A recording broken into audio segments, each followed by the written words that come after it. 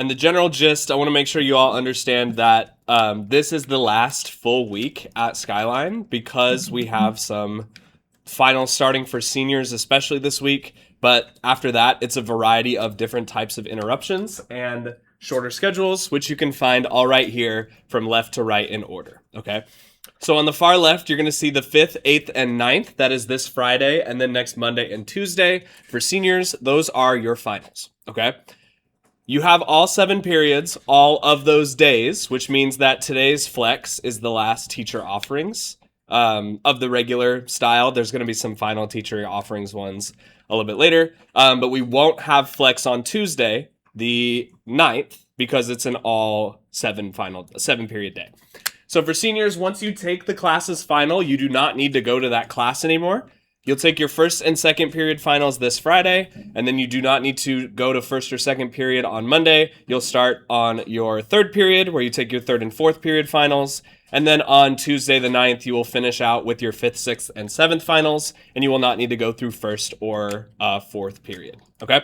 So that's our seniors, because your graduation is after the assembly on June 10th. June 10th is a Wednesday. We have an assembly for everybody, so it's another 7-period day. No flex on that Wednesday.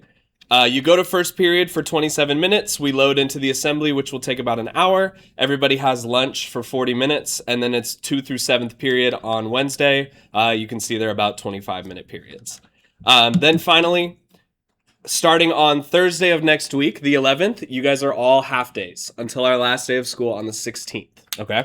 So June 11th has 2 flexes. One of mine is not available because that's the day of graduation, so I won't have that second flex, but I will have that first one as early as 8 a.m., okay? June 11th, next Thursday, is your 7th period final. It's 90 minutes. It's a half day, so there will not be lunch, and y'all will leave school at 11:10, okay? Similar kind of strategy follows for the 12th is, what day is the 12th? I forgot already. The 12th is Friday. It's another half day. You take your 5th and 6th period finals. You won't have any type of flex on that day. They're both 90 minutes, and you have 10-minute passing periods on these days, okay? Then your last 2 days of school, Monday and Tuesday, the 15th and 16th, are the same half days starting at 8, go till 11:10, but it's 3-4 final and then 1-2 final, okay? And then that, on the 16th, is the last day of school, which is really, really a lot closer than I realized. You know, that kind of snuck up on me a little bit, so it might have snuck up on y'all a little bit too. Okay, so here's the final schedule. You have a question? There is no flex on June 9th, correct, because it's a 7-period day. Yeah.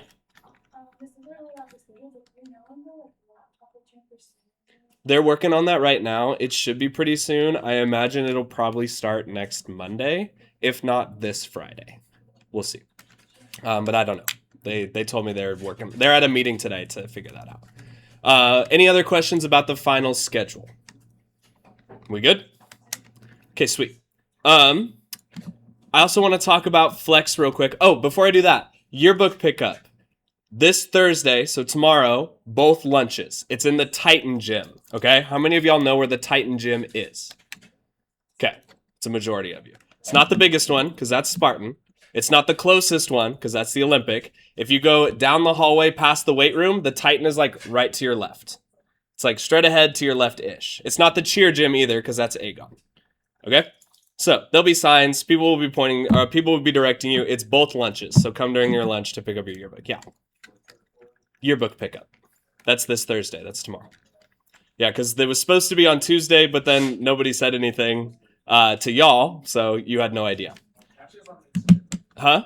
It was on the Instagram, but that's not official. So I'm glad you saw the Instagram post. That is the flex plan.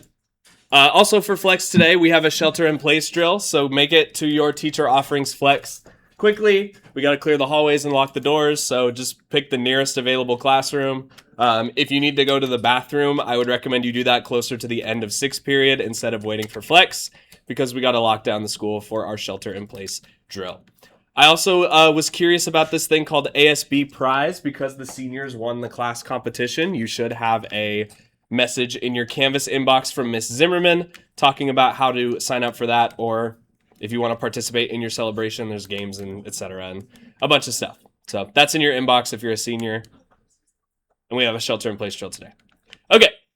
That is our flex and final schedule info out of the way. I want to first talk about the two things in resources. You have a spot to submit your URL from Vercel, your notebook checks for June. If you haven't deployed on Vercel yet, let's do that today, because I know there are a couple of y'all who I need to make sure get deployed today.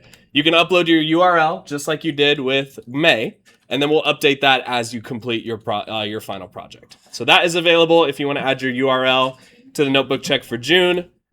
And as far as actually getting started on our finals assignments, you're going to see this assignment right here called Finals Planning Number 1, okay? This is the finals broken down into stages, so you complete each of the stages before you move on to the next one.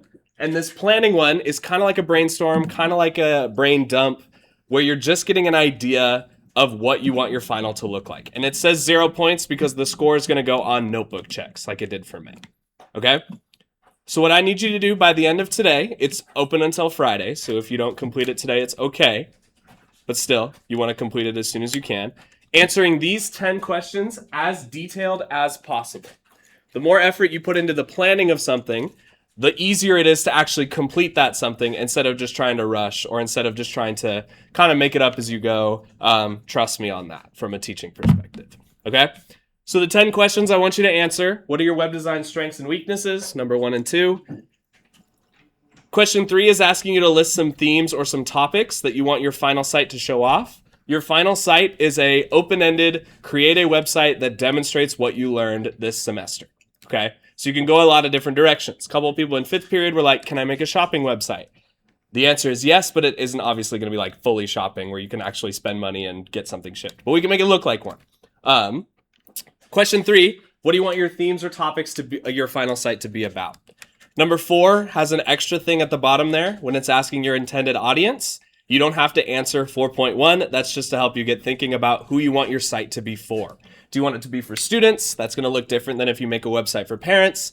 Teacher websites look different than student websites, right? How do you want who's your audience? Because that helps you make defined decisions, okay?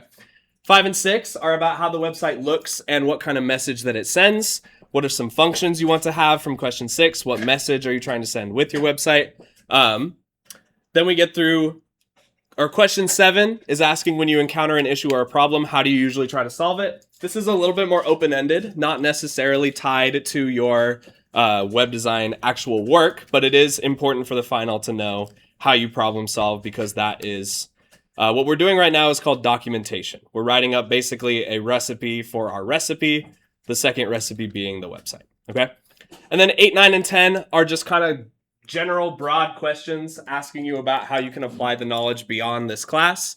Can this final be practiced for any of your other classes? Why or why not? If you're taking any comp sci or design, or I don't think we have a lot of like communications classes. We do have some business classes and marketing classes that could work for that for question 8. And if it can't, just explain why that it's unique to this course. Number 9 is asking why is this class important? The stuff that we've practiced or the ideas that I've tried to show you. And number 10 is more personal. How do you know that you are proud of your work when it is completed? Because knowing that means you know what to look for. You have a specific standard that you're trying to accomplish, and it is an important skill to have in all aspects of your life beyond just your coding skill. Okay?